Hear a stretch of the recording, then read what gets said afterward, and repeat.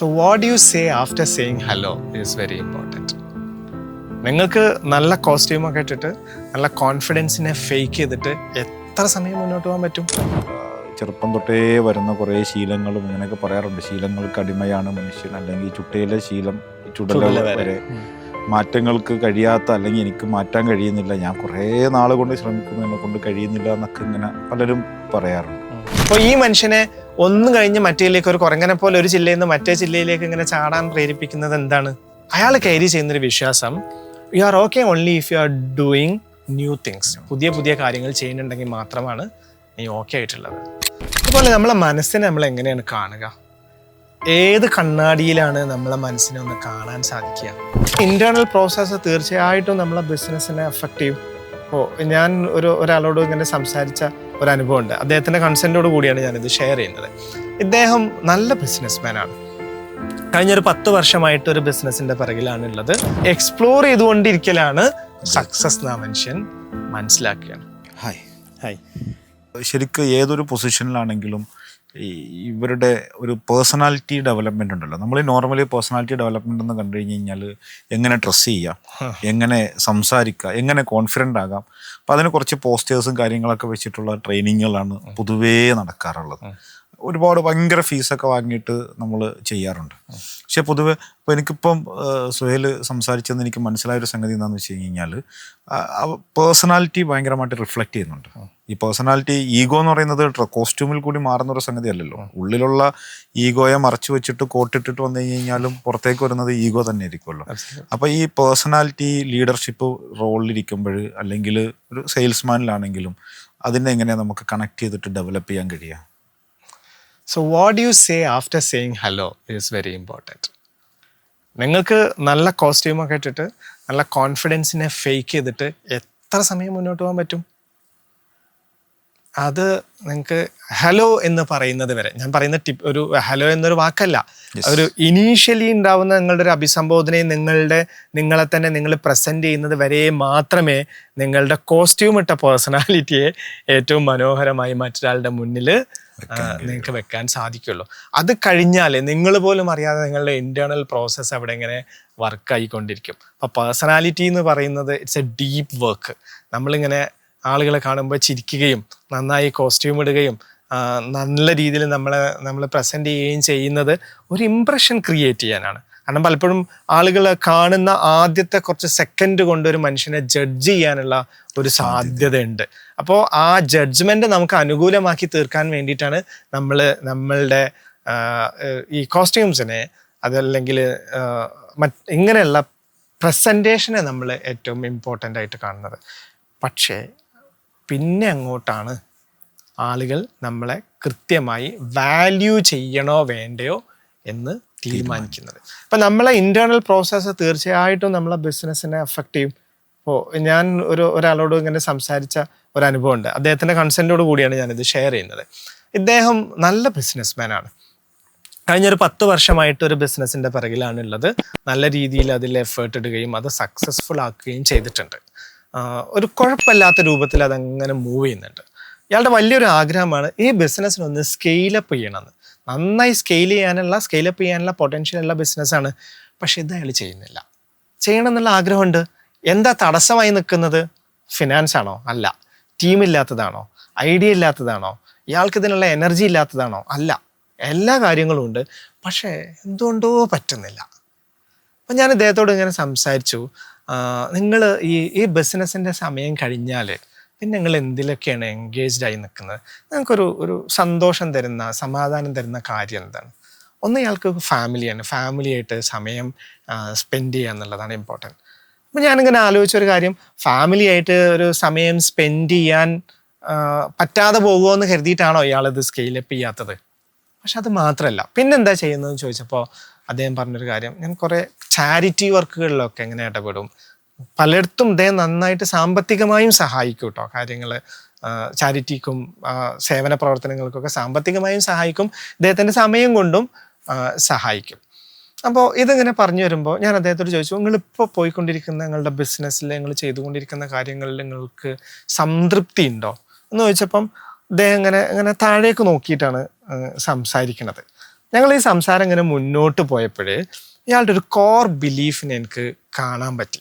ആ core belief ഇതാണ്, പണ്ടെങ്ങോ മനസ്സിൽ കുടുങ്ങിയ ഒരു കാര്യമാണ്, ബിസിനസ് എന്ന് പറയുന്നത് അത്ര നല്ലൊരു കാര്യമല്ല, അതൊരു ഡീസൻ്റായ കാര്യമല്ല. ബിസിനസ് എന്ന് പറയുന്നത് എപ്പോഴും അതിലൊരു ചൂഷണം ഉണ്ടാകാനുള്ള സാധ്യത ഉണ്ട്. എന്നാൽ ഇദ്ദേഹത്തിൻ്റെ ബിസിനസ്സിൽ ഈ തരത്തിലുള്ള എന്തെങ്കിലും ചൂഷണങ്ങളുണ്ടോ? ഒന്നും തന്നെയല്ല. എല്ലാം വളരെ ക്ലിയർ ആണ്. അദ്ദേഹത്തിന് ഭയങ്കര വാല്യൂ കോൺഷ്യസ് ആയ ഒരു മനുഷ്യനാണ്.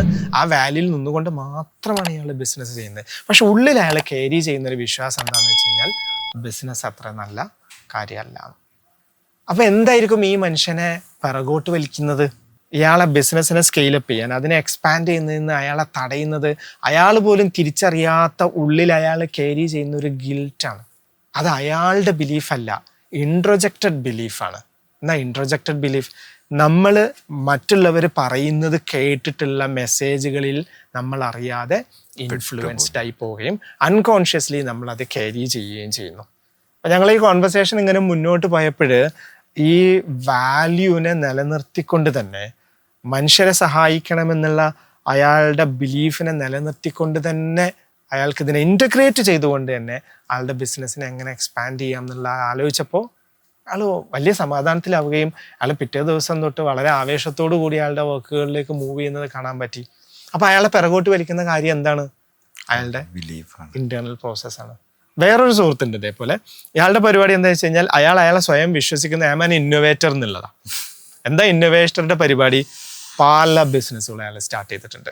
എല്ലാം അടിപൊളി ബിസിനസ്സുകളാണ്, നല്ല ഐഡിയാസ് ആണ്.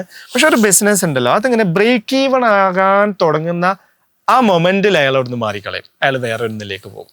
എന്നിട്ട് ഇതിങ്ങനെ സ്ട്രഗിൾ ചെയ്യുകയോ അല്ലെങ്കിൽ ഒരു സ്റ്റാറ്റസ് കോ മെയിൻറ്റെയിൻ ചെയ്ത് പോവുകയും ചെയ്യും. ഒരെണ്ണത്തിൽ അയാൾ കുറച്ചും കൂടെ സമയം സ്പെൻഡ് ചെയ്യണമെന്നുണ്ടെങ്കിൽ അയാൾക്ക് ഇത് ഇപ്പം ഉള്ളതിനേക്കാൾ സക്സസ് ആക്കാൻ പറ്റുമായിരുന്നു.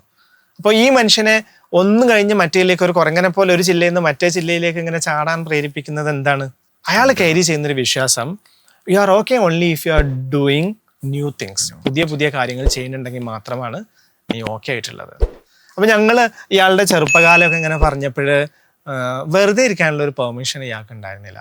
നമുക്ക് എന്തെങ്കിലും കാര്യങ്ങൾ ചെയ്തൂടെ, ക്രിയേറ്റീവായിട്ട് എന്തെങ്കിലുമൊക്കെ ചെയ്തൂടെ എന്നുള്ള മെസ്സേജസ് അയാൾ പലയിടത്തുനിന്നും കേട്ടിട്ടുണ്ട്. അയാൾ പല പല പല കാര്യങ്ങളും എക്സ്പ്ലോർ ചെയ്തിരുന്നു ചെറുപ്പത്തിൽ. ഇപ്പോഴും അയാൾ എക്സ്പ്ലോർ ചെയ്തുകൊണ്ടിരിക്കലാണ് സക്സസ് എന്ന മനുഷ്യൻ മനസ്സിലാക്കുകയാണ്. വേറൊരാൾ, അയാൾക്ക് സ്റ്റാഫിനെ സ്വതന്ത്രമായിട്ട് വിടാൻ അയാൾക്ക് പറ്റുന്നില്ല. എപ്പോഴും അയാളുടെ കൺട്രോളിൽ കാര്യങ്ങൾ ഇങ്ങനെ ഉണ്ടായിക്കൊണ്ടിരിക്കണം.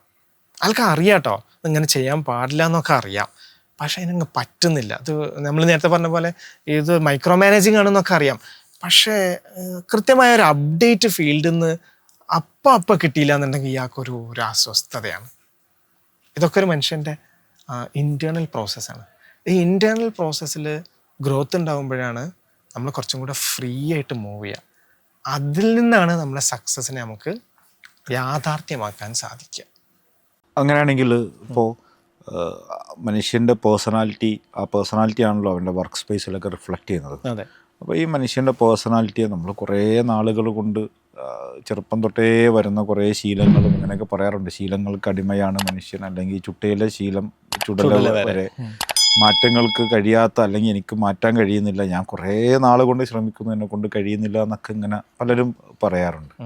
അപ്പോൾ ഇങ്ങനെയുള്ള സംഗതികളെ മാറ്റിയെടുക്കാൻ അവൻ്റെ ജീവിതത്തിനെ ഒന്ന് റീസ്ട്രക്ചർ ചെയ്യാനൊക്കെ സാധ്യമാണോ? നമ്മളിപ്പോൾ ഇന്ന് ഈ പോഡ്കാസ്റ്റ് തുടങ്ങുന്നതിന് മുമ്പ് നമ്മൾ ചെയ്തൊരു കാര്യം ശ്രദ്ധിച്ചോ? അപ്പുറത്ത് പോയി നമ്മൾ കണ്ണാടിയിൽ നോക്കി, നമ്മുടെ മുഖം ഓക്കെ ആണോ, മുടി ഓക്കെ ആണോ, എല്ലാ കാര്യങ്ങളൊക്കെ നമ്മൾ നോക്കിയതിന് ശേഷം, നമുക്ക് തൃപ്തിയായതിനു ശേഷം നമ്മളിവിടെ വന്നിരുന്നത് അല്ലേ. നമ്മളുടെ ശരീരത്തെ നമുക്ക് ഒരു കണ്ണാടിയിൽ നോക്കി കാണാൻ പറ്റും. എന്തെങ്കിലും അഴുക്കുകളുണ്ടോ, നമ്മൾ ക്ലീൻ ആക്കേണ്ട കാര്യങ്ങളുണ്ടോ, വൃത്തിയാക്കേണ്ട കാര്യങ്ങളുണ്ടോ, ഭംഗിയാക്കേണ്ട കാര്യങ്ങളുണ്ടോ എന്നൊക്കെ ഒരു കണ്ണാടിയിൽ നോക്കിയിട്ട് നമുക്ക് കാണാനായിട്ട് സാധിക്കും. അതുപോലെ നമ്മളെ മനസ്സിനെ നമ്മൾ എങ്ങനെയാണ് കാണുക? ഏത് കണ്ണാടിയിലാണ് നമ്മളെ മനസ്സിനെ ഒന്ന് കാണാൻ സാധിക്കുക? അങ്ങനെ ഒരു കണ്ണാടി ഇല്ലല്ലോ. എന്നാൽ മറ്റൊരു മനുഷ്യന് നമ്മളുടെ മനസ്സിനെ കാണിച്ചു തരാൻ പറ്റുന്ന ഒരു കണ്ണാടിയാകാൻ സാധിക്കും. അത് അയാൾ നമുക്ക് തരുന്ന ഉപദേശം കൊണ്ടൊന്നുമല്ല കേട്ടോ, അയാൾ നമുക്ക് തരുന്ന പ്രചോദന കഥകൾ കൊണ്ടൊന്നുമല്ല, അയാളുടെ സൈലൻസ് കൊണ്ടാണ്.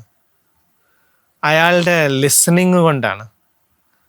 അയാൾ നമ്മളെ ആഴത്തിൽ കേൾക്കുകയും നമ്മളെ റിഫ്ലക്റ്റ് ചെയ്യുന്ന ചില ക്വസ്റ്റ്യൻസ്, ചോദ്യങ്ങൾ നമ്മളോട് ചോദിക്കുകയും ചെയ്യുമ്പോഴാണ്. നമ്മളുടെ സ്ട്രെങ്ത്തിനെ അയാൾ അക്നോളജ് ചെയ്യും, അപ്രീഷിയേറ്റ് ചെയ്യുകയും ചെയ്യുമ്പോഴാണ്. അങ്ങനെ ഒരു മനുഷ്യൻ്റെ കൂടെ നമുക്ക് ഇങ്ങനെ ഇരിക്കാൻ സാധിക്കുകയാണെന്നുണ്ടെങ്കിൽ നമ്മളുടെ ലിമിറ്റേഷൻസിനെ നമ്മൾ കാണും, നമ്മൾ അനുഭവിക്കുന്ന ചലഞ്ചസിനെ നമ്മൾ കാണും. നമ്മുടെ ഉള്ളിൽ നമ്മളെ ഈ പുറമേക്കുള്ള പെരുമാറ്റത്തിനെ, നമ്മളെ ധാരണകളെ, നമ്മളെ വിശ്വാസങ്ങളെ ഒക്കെ സ്വാധീനിച്ചുകൊണ്ടിരിക്കുന്ന നമ്മളെ അൺകോൺഷ്യസ് ആയിട്ടുള്ള ചോയ്സസിനെ, ഡിസേഴ്സിനൊക്കെ നമുക്കിങ്ങനെ കാണാൻ സാധിക്കും. അപ്പോൾ നമ്മളെ മനസ്സിനെ പ്രതിഫലിപ്പിക്കാൻ പാകത്തിലുള്ള കണ്ണാടിയാകാൻ പറ്റുന്ന മനുഷ്യരുടെ കൂടെ നമ്മൾ ഇരിക്കണം.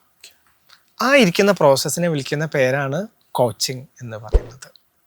ഒരു കോച്ച് ഒരിക്കലും നിങ്ങൾക്ക് ഒരുപാട് സൊല്യൂഷൻസ് തരുന്ന, നിങ്ങളെ പ്രചോദിപ്പിക്കുന്ന ആളല്ല. അത് വളരെ നിശബ്ദമായ, സൈലൻ്റായ, സ്ലോ ആയ ഒരു വർക്കാണ്. അത് ഡീപ്പ് വർക്കാണ്. അത് ഒരു 1-on-1 വർക്ക്, ഒരു കോച്ചായിട്ട് നമ്മൾ കുറച്ച് സമയം ചെലവഴിക്കേണ്ട ഒരു വർക്കാണ്. അത് കഴിയുമ്പോഴാണ് നമുക്ക് നമ്മളെ പറ്റി വളരെ കൃത്യമായ ഒരു ക്ലാരിറ്റി ഉണ്ടാവുന്നത്. ഇത്രയും കാലം എനിക്ക് സംഭവിച്ച അബദ്ധങ്ങൾ എന്തുകൊണ്ട് സംഭവിച്ചു എന്ന് മനസ്സിലാവുക. എൻ്റെ ജീവിതത്തിൽ ഇങ്ങനെ റിപ്പീറ്റഡ് ആയിട്ട് ചില കാര്യങ്ങൾ എവിടെ ചെന്നാലും, എവിടെ പരിപാടി അവതരിപ്പിച്ചാലും ഇതാണല്ലോ അവസ്ഥ എന്ന് പറയുന്ന പോലെ ചില അബദ്ധങ്ങളൊക്കെ നമുക്ക് പറ്റൂലേ. ഇതെന്തുകൊണ്ട് ആവർത്തിക്കുന്നു, എന്തുകൊണ്ട് ഞാൻ ഇങ്ങനെ ആകുന്നു, എന്തുകൊണ്ട് ഞാൻ ആ സമയത്ത് പ്രത്യേക രൂപത്തിൽ പെരുമാറുന്നു, എന്തുകൊണ്ട് ചില കാര്യങ്ങൾ എനിക്ക് ഇറിറ്റേറ്റഡ് ആവുന്നു എന്നൊക്കെ മനസ്സിലാക്കാൻ സാധിക്കുക. ആ നിലക്കുള്ള ഒരു സപ്പോർട്ട് ഒരു ഓൺട്രപ്രണർ എടുക്കുകയാണെന്നുണ്ടെങ്കിൽ അല്ല 10x സ്പീഡിലായിരിക്കും അയാളുടെ കാര്യങ്ങൾ ചെയ്തുകൊണ്ടിരിക്കുന്നത്. ചെറിയൊരു വർക്കാണ്, ചെറിയൊരു സമയമാണ് ചെലവഴിക്കേണ്ടത്. പക്ഷേ അത് അയാളുടെ യാത്രയെ പ്രോഗ്രസ് ചെയ്യിപ്പിക്കുന്ന പോലെ മറ്റൊന്നും പ്രോഗ്രസ് ചെയ്യിപ്പിക്കില്ല. ഇപ്പോൾ നമ്മുടെ ടീമിലൊക്കെ ഒരു കോച്ചുള്ളത് പോലെ ചിലപ്പോൾ ജില്ലാ ടീമിൽ കളിച്ചിട്ടുണ്ടാകും. ആ എക്സ്പീരിയൻസുമായി നല്ലൊരു കോച്ചിൻ്റെ കയ്യിലെത്തുമ്പോൾ പിന്നെ വരുന്നത് നാഷണൽ ടീമിലേക്കും അല്ലെങ്കിൽ മറ്റൊരു ഇതിലേക്കൊക്കെ ഗ്രോ ചെയ്യാൻ കഴിയും. പൊതുവേ നമ്മൾ കേരളത്തിലൊക്കെ കണ്ടിട്ടുള്ളത് ATBC, Profit with Purpose, Prosperity for All.